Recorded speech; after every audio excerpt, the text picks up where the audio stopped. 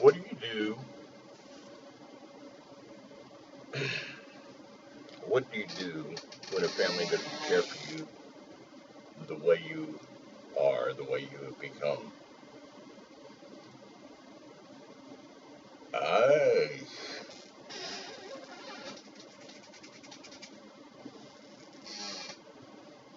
the way you are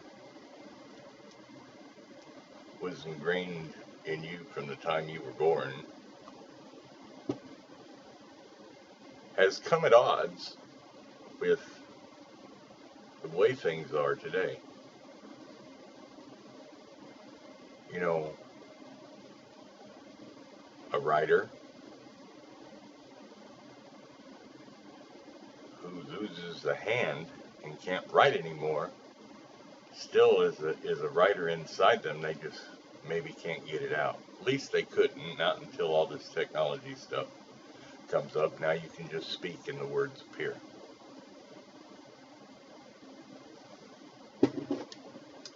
But what happens when ultimatums are given? Uh, don't do this, do that, do this, that, or the other. Ultimatums are put out uh, basically saying, if I don't do these things, I will not be part of the granddaughter's life.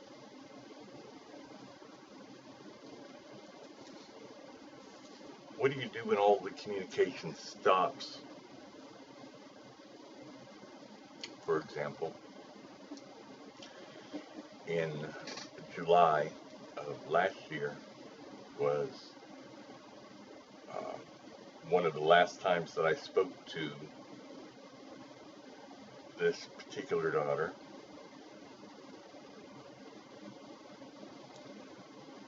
This would be a text message. Well, I say that, but it's not necessarily the last time, but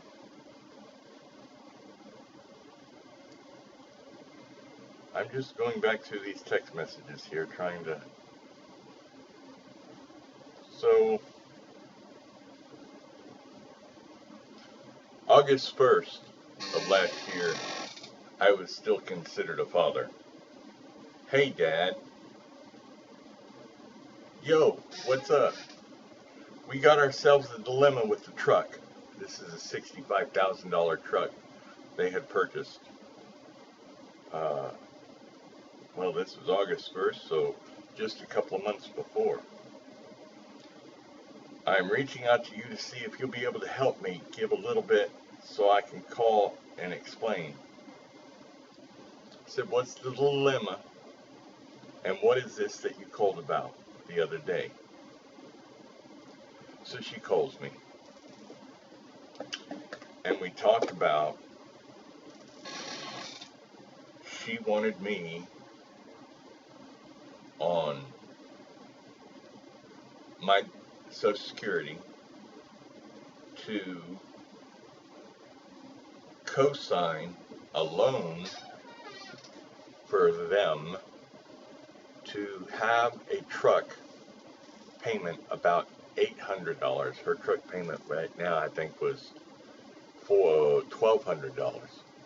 She wanted me to co-sign a vehicle so she could give that truck back they couldn't afford and pay $800 a month on the one that I would co-sign for. Now, kids being kids, they don't understand a lot. And apparently she would not accept or understand that, sweetheart, I do not make enough money to even qualify for a loan for you to co-sign for you. I don't have that income on my side to allow me to use credit to get you what you want, which wouldn't have been the right thing to do anyway, because when you get yourself into a shithole, you got to get yourself out of a shithole.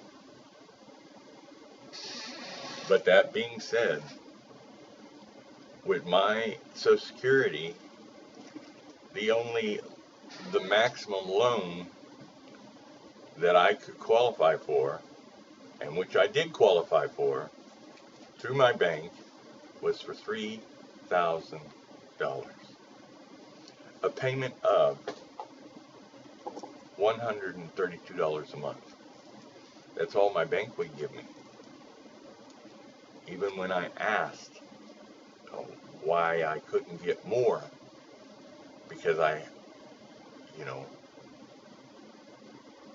I'm certainly very good with numbers, and I'm able to get us here. Why can't I get more? And the lady simply told me, because you don't have the income. You don't have enough income to qualify for anything more than this, and this is a risk that we're taking with you because you're such a good customer. So I know that I could not co-sign for this loan. Consequently,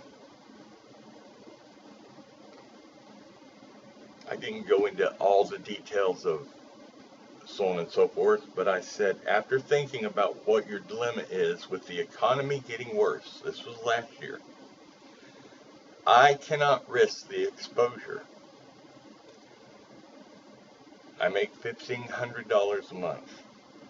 After dirt rent and electricity, I have but $300 disposable cash. Not enough income to qualify.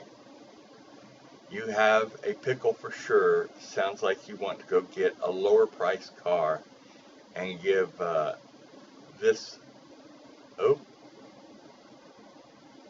well, I don't know why it's not. There it goes. And give this one and give the other one back. Darling, the economy is only getting worse. Never double down on a losing investment. Now, I just explained to you that I could only qualify for a $3,000 loan. I did not explain that to her. She's not interested in that. All she wants is me to help get them out of a bad situation, but I couldn't do it because I don't have the income. But I didn't necessarily tell her about the income. I tried to be supportive and encouraging, point, guide, and director or whatever, let her know, the economy's getting worse, yada, yada, yada, yada.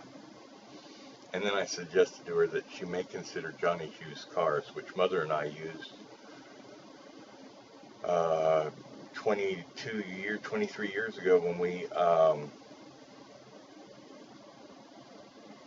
needed transportation. So now this was August 2nd. Understandable.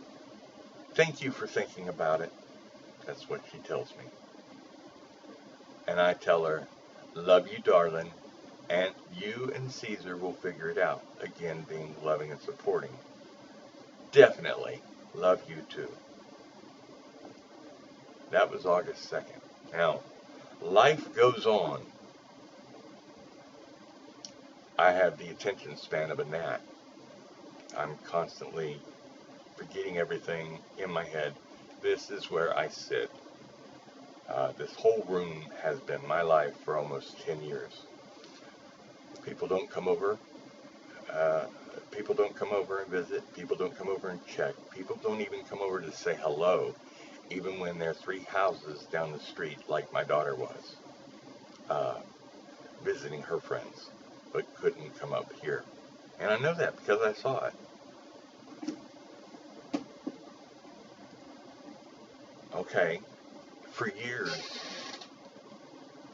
she disappears and wouldn't have any contact or even try to, like I said, reach out. So I'm asking Mother, hey, have you heard from Shelby? She says no. Like, well, I keep thinking about her, but I don't know why she hasn't called us. She didn't call us and didn't tell us about her firstborn's uh, birthday, which every year she always calls us to tell us when and where it's going to be. Well, this year it was nothing. So, December 5th, hey, I haven't heard from you in 4 months. Are you okay? Now, that last conversation about the money,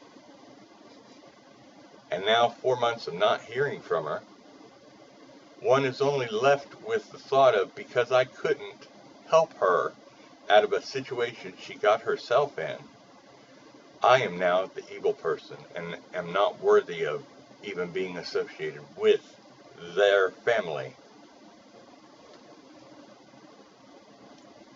So I text her, haven't heard from you in 4 months. Are you okay? That's what I said. I just want to make sure they were okay. And then I go on blast. I'm treated with blast. Likewise, haven't heard from you either. And we are doing great. Thank you for asking.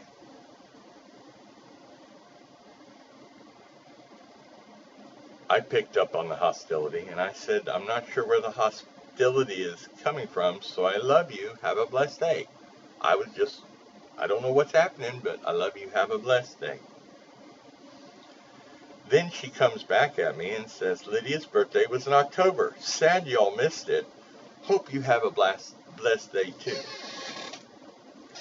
Lydia is my first granddaughter via Shelby. So, well, darling, it is sad we did not get an invite. Mother nor I. Or we would have been there. Seriously. I mean, if I don't know, I'm not out in the world every day.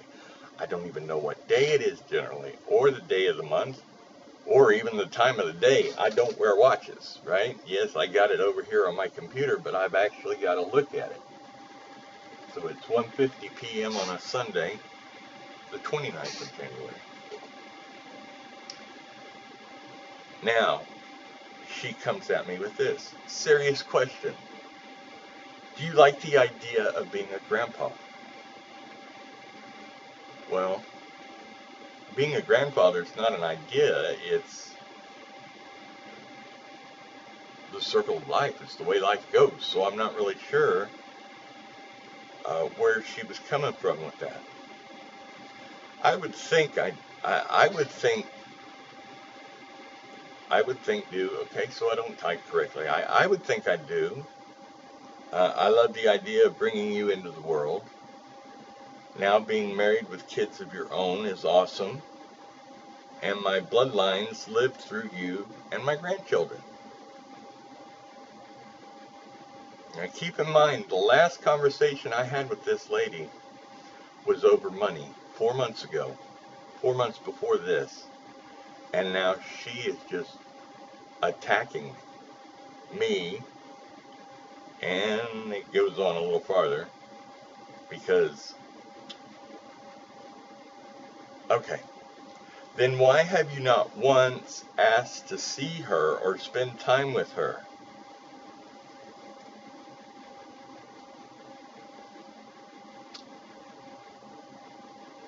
Let's see. She is married.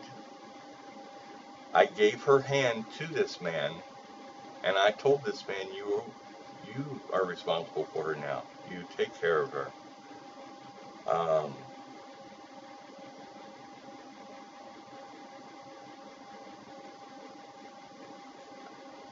I don't see very well. I haven't had glasses in almost 10 years. I'm nearsighted, or was, and now it's all fucked up because I've got blind spots in my eyes and so on and so forth. I don't travel very well, and that's because of all the movement around makes me nauseous. But that's okay. This is probably part of the reason why. I can't drive. I don't have a driver's license. I don't even have a car. So it's not like I can just go anywhere I want. Even if I did have a driver's license and a car, I still couldn't go anywhere I want because I get vertigo and nauseous with all the cars spinning, and all it takes is for me not to see one car one time, and I'll crash and I'll hurt somebody else, hurt myself, so I can't drive. We're not going to go there. But she says, I do not once ask to spend time with her. Okay. I'm 6'5". I'm 280 pounds. I'm very large and I'm very unstable. I stumble around the house. I stumble when I'm outside. I trip over things and I fall. And when I fall hard. So having me with a very small child alone is not advantageous for anybody, because I would be so nervous that I'm going to fuck up something. She would be so nervous that this big Goliath is going to fall on me. Not to mention the fact we're not allowed to smoke around the baby. When she used to bring the baby up to see us, to spend time with us as a family, they were here 20 minutes, 30 minutes, had to go. But the time they were here, we were not allowed to smoke cigarettes around this child. So there's one of the things there. You got to stop smoking around my child. I can smoke whatever I want, but you cannot smoke cigarettes around my child. Okay. I'm not talking about babysitting either. Nobody ever mentioned babysitting because everybody knows that's an impossibility. But she's attacking me for this. I'm talking about, hey, let's meet up and get some ice cream or something. Or, hey, I want to see Lydia, can you bring her over? In all the years that this family has been together. How many times have they and called us, said, hey, we're getting together, you want to come? Not once. Not once. Not one time.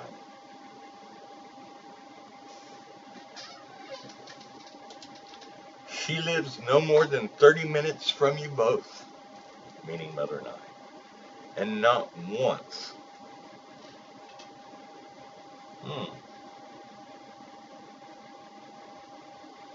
And not once have you asked to see her. Well, let's see. How many years have you just totally pulled away and not even contacted or had anything to do with Mother or I? Even when you're 3 houses down the street and I see you in the street talking with your friends, but it's too much of an effort to come up to this house and say hello, are you all good? Yeah, that's what I'm trying to reconcile. She's in Mansfield once a week, and it's time y'all could be sharing. Where is this coming from? You were not interested in letting us share much of it before. Why so important now? And 4 months after I refused to help you with your financial problem. That's where I think this originally came from. She didn't even get a call on her birthday.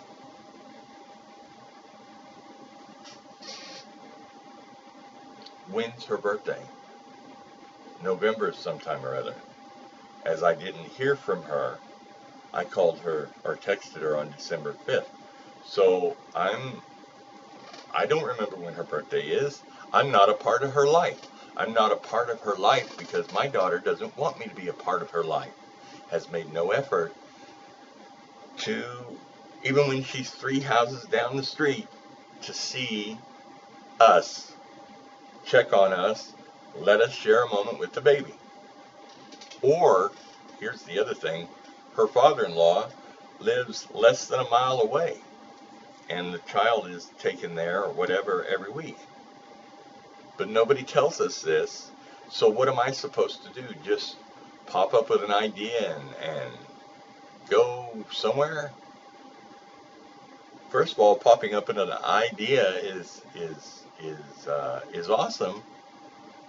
But if you have the idea but no way of means of doing it, what can you do? She doesn't want to come over to my house because we smoke and because my house is filthy. By her standards, it's unsafe for the baby. That's my assumption. She didn't say that. I always have to read between the lines with her because she never comes out and says directly what's wrong. She just, like most children today, I don't know, confuse everything, and I cannot follow more than a single thought for very long without getting diverted. So, okay.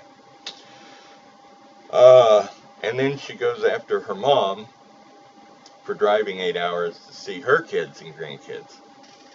But there's no effort to see Lydia. Well, it's been a while since Mother has went down south. And here again, the child down south communicates with her mom. Checks on her. How you doing? Everything good? This is happening in my life. That's happening, So there's communication there. And so, of course, if Mother gets a little time, she'll drive down and spend a few days with the grandchildren down there and the kids down there, and then she'll come back. Again, there's an attempt of communication from that side of the family, from those kids down there, not from up here. If there was from up here, wouldn't it be in the forefront of your mind that, hey, she wants us to be engaged because she's reaching out to us. She wants us to be part of their family. Very large family. Very large family. I am a solo child. A solo child. What is that? I was a latchkey kid, actually. What is it? When you're the only one that's born, I can't remember the name of it. The solo child. Okay? It was me and my mom. I had no father, and I raised myself that way. As I got older, I had not much of interaction from any grandparents or anything like that. As a matter of fact, I got a letter from my grandpa saying that stay away from him. He didn't want anything to do with us, didn't want anything to do with anybody. Everybody stay away. Okay. Just know it hurts. And I've had this on my mind for months. Lydia has well taken care of and needs for nothing. She keeps telling me that. I don't know why. I just wish my family, my blood, would do more for her. What more can I do for her, Shelb? What more would you want me to do? What more am I able to do?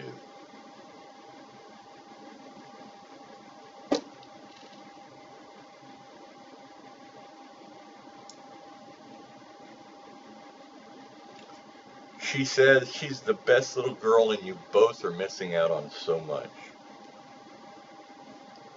Well,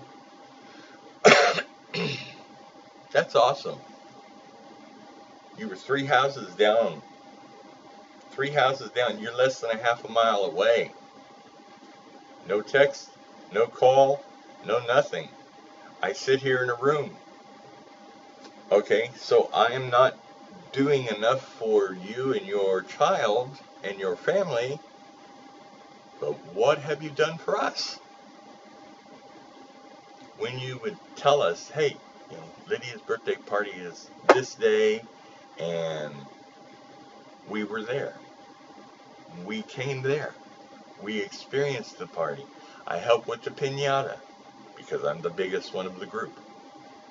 All of them, I'm the tallest. So to her I say, so you're upset and I have not asked you about, you are upset I have not asked you about, you are upset I have not asked you about Lydia. Never mind no communication on your part. You're hurt, but I am too. You tell me I was a terrible father, crashing 2 of my cars, running away constantly, but I stuck by you and raised you the best I could. So, darling, if you want me in Lydia's life, let me know.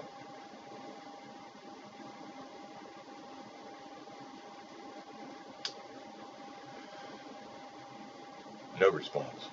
Then on the 25th, I say, Mom and I wish her and her family a Merry Christmas. She responded, thank you, Merry Christmas. Then, of course, on the 31st, on the 1st, we found out about Mother's issue, and I said, because Shelby's not responding to Mother and her text, so I'm texting her too, saying, Mother, can you call Mother? She needs to talk to you. Mother wanted to let all the kids know the same day what was going on. That happened, I guess. Then on the 17th, Mother's in surgery. Doctor said 4 hours. No response. She doesn't care. Mother's out. Everything went good. Her last text to me was, perfect. Sounds glad everything went good.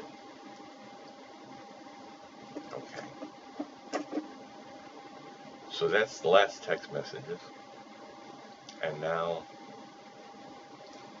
this whole week I've thought about, well, Shelby's going to be having a baby this week. Shelby's going to be having, and then I think about it, and the thought would take off. And then I'd think about it another day, and the thought would take off. Well, come about, well, I don't know what today is. Okay, today's Sunday. So, yesterday, on Saturday, knowing that Shelby was scheduled to give birth sometime during this week, I didn't want to, obviously I'm not going to call her or text her or cause her any more problems, because apparently me reaching out to her to see if she's okay and then I'm being blasted. She's not okay. Okay. Not a whole lot I can do about it. So I kept thinking about it this week, and I kept thinking maybe I should text Caesar, see if everything's okay, or text Shelby and just say congratulations, something, but I didn't know. So Saturday, yesterday, I asked Mother. I said, Mother, did Shelby have her baby this week? She says, I don't know. And then I guess I don't do the Facebook thing a lot. Okay, I play a few games on there. That's about it. Maybe post a video or something, and then I'm off of it. I do not. There's a couple things I did not do on Facebook and still do not do. If I'm friends with somebody on Facebook and they defriend me, I'm not going to go ask them to friend me again. No. I'm not even going to be looking at their channel, because they obviously don't want me to see what's happening in their lives. So apparently my daughter has a Facebook channel, a Facebook channel, and I don't check it. I guess, whatever. Well, Mother did and said, well, actually, yeah, she had a baby 3 days ago, which was Tuesday or Wednesday. And this whole week I've been wondering what's happening. But I'm afraid to text anybody because of the hate that comes my direction if I do. I'm not good enough. You're not meeting my ultimate. You didn't co-sign for me a vehicle, so I'm not going to talk to you anymore. I'm not going to even tell you when Lydia's birthday is, which, even if my life depended on it, right now I couldn't tell you what day her birthday was. So, let's get back to this. No, I think I already did all that. Yeah. Well, so I found out that there's a granddaughter, a new granddaughter, born, I guess about 4 or 5 days ago now.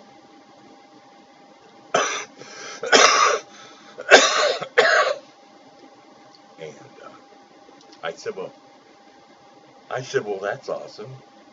I said, but Why wouldn't she let us know?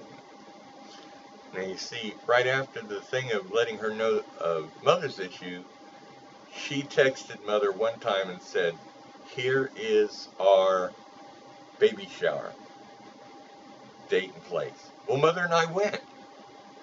Shelby was hateful, cold, didn't say two words to me the whole time we were there. And she didn't have that $65,000 truck. Isn't it a shame? But okay. So we were there at the baby party, baby shower. We were there at the baby shower for just a short time. And then we left. We obviously were not welcome there. We could feel it. So we left. Now, the baby's born. Shelby still doesn't have any contact with her mom or myself. Didn't even tell her mom, text her mom happy birthday on her birthday. Because we don't matter to her. Because we don't meet the qualifications of having a fucking humongous family with people coming in and out all the time. I don't deal with a lot of movement, so whatever. Well, so I asked Mother yesterday, I said, Mother, because she knows the pain of this too well as her firstborn, James, did the same thing to her. Doesn't call her, doesn't have anything to do with her, nothing. Wouldn't tell her about the grandchildren. First grandchild we found out about, and we flew out there to see, and we were treated like shit. So we came back, and that was it. None of the other grandchildren we were told about, nothing. So Mother really feels this pain that now I feel, because she felt it before, and it hurts. So what am I to do now? In my brief moments of cognitive clarity, I can start something, a text chat or a walk or something, but I don't have any other means of completing it. I think about Shelby a lot. I still look at pictures of her and I and Mother and the family. And I'm trying to reconcile how we have gotten to this point where nothing I could ever do is the right thing, and everybody is to blame, including Mother and myself, for the no communication. When I do reach out to her, I get blasted with negative energy. So what do I do about it?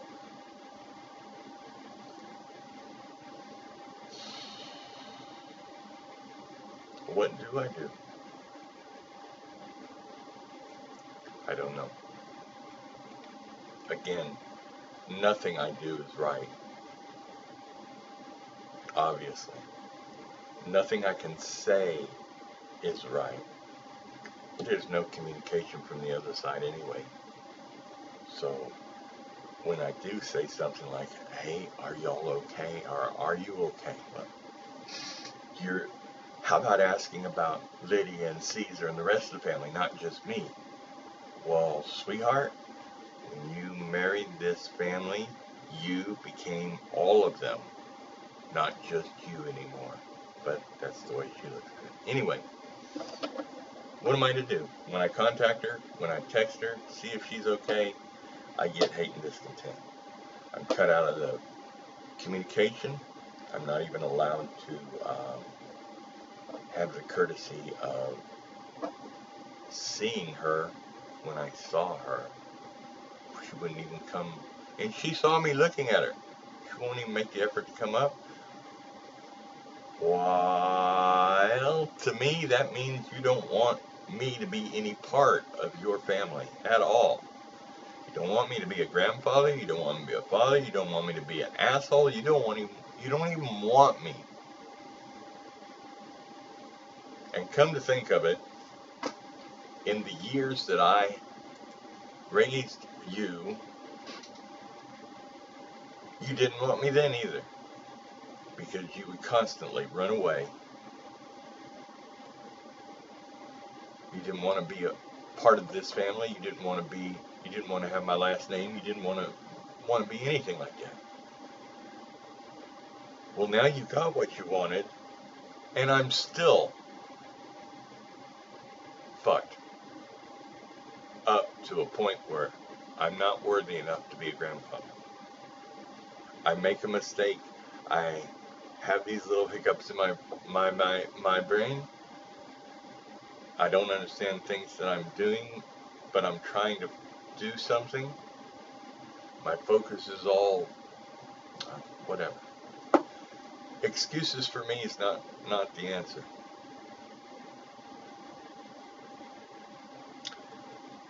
So,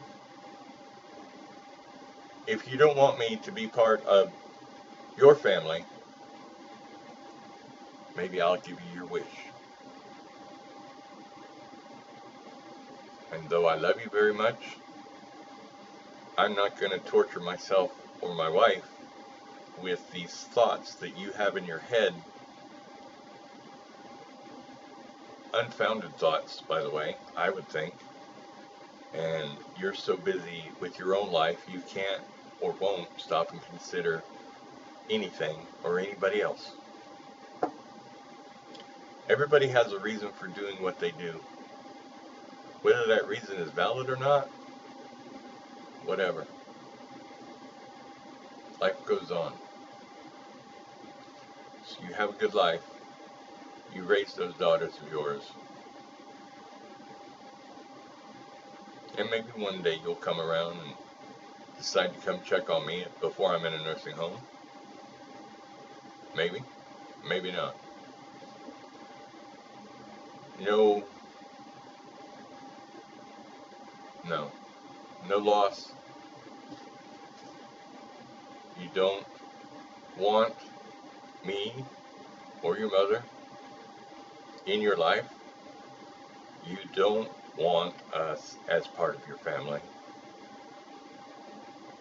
because I couldn't help you with your truck, or because I couldn't get this house spotlessly clean like you wanted before the child came over, or because I smoke cigarettes, or whatever. If it wasn't all those excuses, there would be others. I did my part. I raised you. I raised your children, your brother and your sister. And all three of you guys are not dead, are not a strain on society. You are productive people. You have children of your own, and you're making your own life and your own memories. So for me and for Mother, I think we did a good job.